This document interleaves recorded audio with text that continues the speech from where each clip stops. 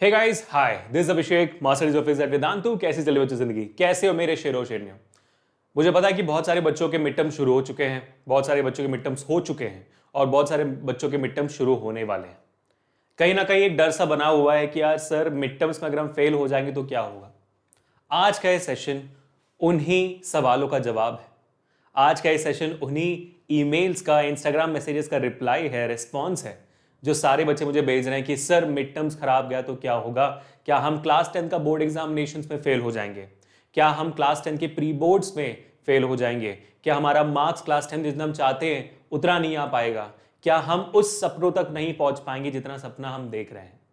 आज का session simple आपको ये बताने के लिए कि भाई मिड टर्म्स का कितना इंपॉर्टेंस है, मिड टर्म से हम क्या सीख सकते हैं, और अगर आप फेल होने के तगार पर हो मिड टर्म से तो आगे इसके आगे कैसे बढ़ना है, अगर अच्छे मार्क्स ला रहे हो तो उसके भी आगे कैसे बढ़ना है। ये सारी चीजें आज हम डिस्कशन करने वाले हैं सिर्फ 5 से 10 मिनट के अंदर। तो चलो फिर शुरू करते हैं बच्चों, ठीक है? तो let's get started. Let me be very very honest with you guys. छोटा 5 से 10 मिनट का सेशन है। अच्छा लगे तो hit the like button, share this video to every one of your friends who need this video to be there, and subscribe to the channel if in case you new to the channel for more amazing videos like this, ठीक है? और comment से मुझे बताना कि भाई साहब की ये वीडियो आपके अंदर कुछ बदलाव लाई कि नहीं, ठीक है?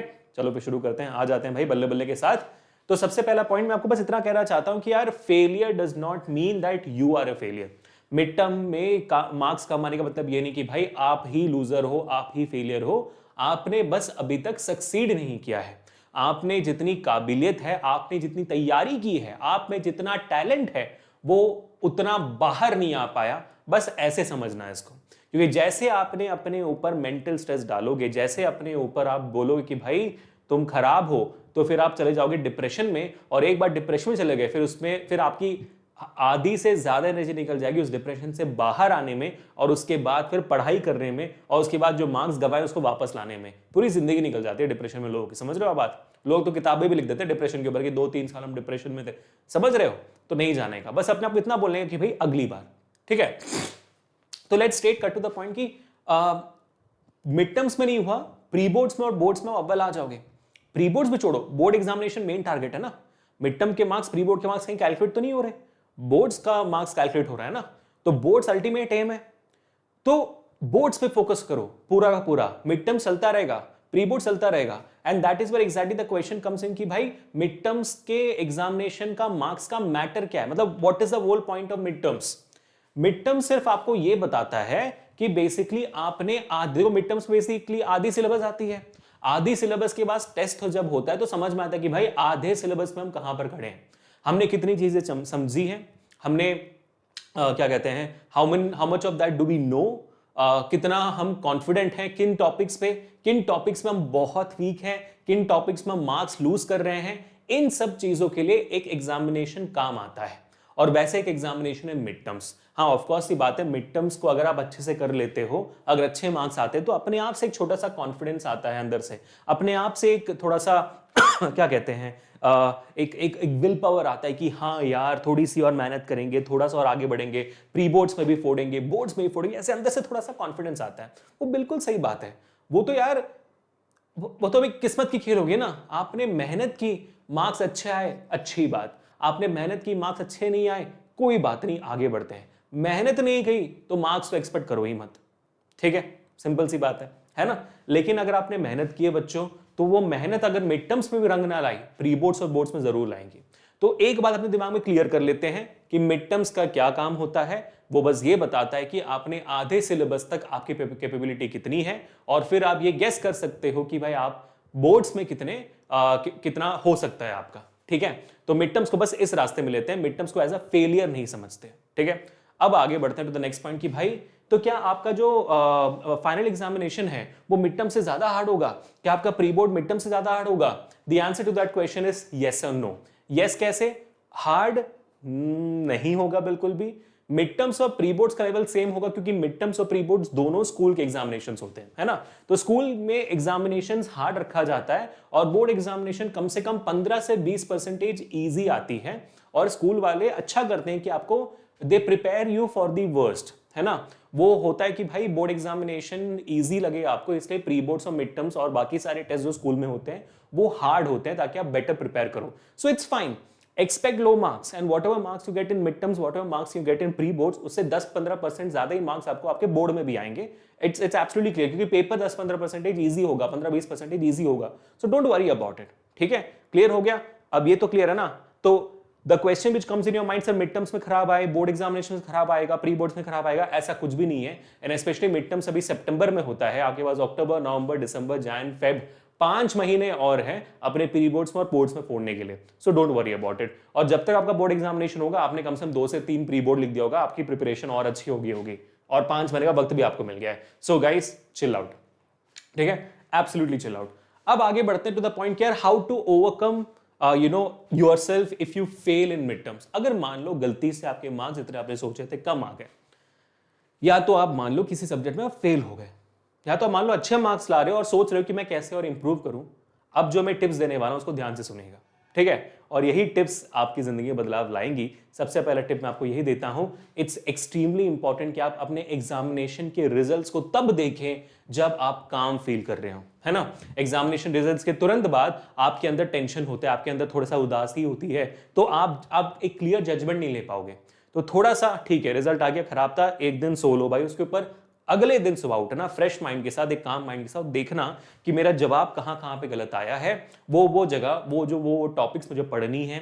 ये सारे इंपॉर्टेंट टॉपिक्स है जहां पर मैंने अच्छा किया हुआ है, इस पे मैं अपने आप को और स्ट्रांग बनाऊंगा. ये न्यूमेरिकल में ये चीज छूट गई थी, ये कैलकुलेशन मिस्टेक में करता हूं. ये सारी चीजें आपको नोट डाउन करते जानी है और उसके ऊपर इन आने वाले 5 महीनों में आपको काम करना है. ठीक है, but do that only when you are feeling calm. ठीक है. Point number 2, be honest with yourself, है ना. ऐसे देखो यार, ऐसे बहुत सारे बच्चे गलती कर देते हैं जो भाई ये बोलते हैं कि क्या कहते हैं, यार मैं तो कर लूंगा, पढ़ा कुछ नहीं होगा, मैं तो कर लूंगा यार, हो जाएगा आराम से, मेरे को कोई डाउट वाउट नहीं है. It's extremely important that you be honest with yourself. आप किसी से ऑनेस्ट हो या ना हो, अपने आप से जरूर ऑनेस्ट हो, ये कहते हो कि भाई नहीं, मुझे मेहनत करनी है, बिना मेहनत के कुछ नहीं हो पाएगा. अगर आगे बढ़ना है तो फोड़ना है तो भाई मेरे को मेहनत करनी है. सिंपल सी बात है. ठीक है, तो अपने आप को बोलो कि नहीं, तुम इतने भी आगे नहीं पहुंचे, तुम्हें और आगे बढ़ना है और आगे बढ़ने की तुम्हें मेहनत करनी पड़ेगी, तो बैठो अभी और पढ़ाई करो. So to be honest with yourself बनना नहीं हो पाएगा. And once you be honest with yourself, you have to make sure that you are making some changes. क्या चेंजेस हैं? टाइम टेबल ठीक नहीं है तो टाइम टेबल सुधारो, है ना. यार मैंने एक इंटरव्यू देखा था, हमारे one of the most famous cricketers right now is Virat Kohli ji. Virat Kohli ji ने बोली, ये सिंपल सी बात बोली थी कि विराट कोहली जी को अगर आप 10 साल पहले देखते या तो 12 साल 15 साल पहले देखते, you will would have find out a guy who is in his 20s, who is a bit plumpy थोड़ा सा, और not that fit but plays really good. ठीक है, और उन्होंने कहा कि एक दिन जब मैंने अपने आप को सुबह उठकर देखा, मैंने अपने आप को आईने में देखा, और जब मैंने देखा मैंने पाया यार मैं ऐसे दिखकर या तो फिर ऐसे हेल्थ के साथ मैं एक इंटरनेशनल बेस्ट प्लेयर नहीं बन सकता हूं. ठीक है, उनका सपना यही था कि भाई मेरे को इंटरनेशनल लेवल पे बेस्ट प्लेयर बनना है, अपना देश का नाम रोशन करना है. ठीक है, तो ऐसा नहीं कर सकता हूं मैं. और उन्होंने क्या किया, अगले दिन से हर चीज बदल दी. उन्होंने वर्कआउट करना शुरू किया, उन्होंने हेल्दी खाना शुरू किया, in fact he became a vegetarian out of it, है ना. एंड उन्होंने उस चीज को कंसिस्टेंटली किया, और अब अगर हम देखते हैं तो is one of the fittest cricketers out there, fittest human beings out there in fact, है ना. और उनकी पर्सनालिटी अभी आप देखो, और अगर आप 10-15 साल पहले उनकी पर्सनालिटी देखते हैं, फोटो जब मैच करोगे आपको लगेगा भाई ये कौन था, अब ये कौन है. पर्सनालिटी लेवल पर डिफरेंट देखो, क्योंकि उन्होंने अपने आप पे मेहनत करी, है ना. उन्होंने अपना सपना पूरा करने के लिए अपने आप पे मेहनत करी. और इसी बात पे आती है पॉइंट कि आपको भी अपने आप पे मेहनत करना है ना.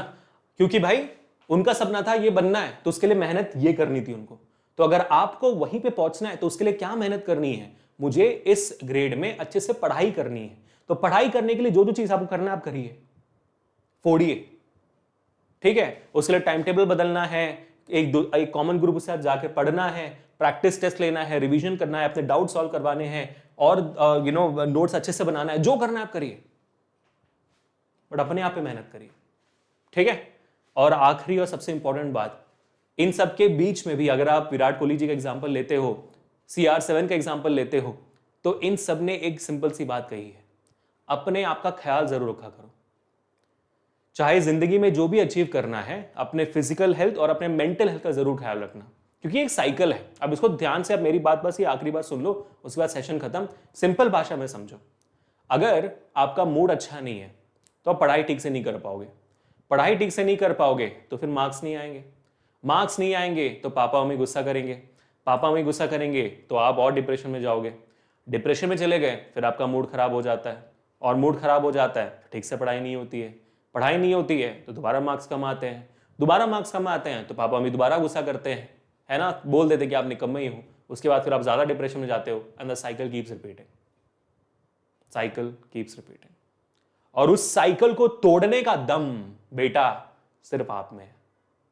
तो इस वीडियो के कमेंट सेक्शन में बस ये बोल देना कि भाई साहब सर हम तो फोड़ कर आएंगे। मिलते हैं next session. Until this, Abhishek guys, signing off for today. Enjoy your life, stay home, stay safe and stay strong, and I will catch you guys in the next session. If you felt this video to be worthwhile sharing, please make sure to do that. Peace people.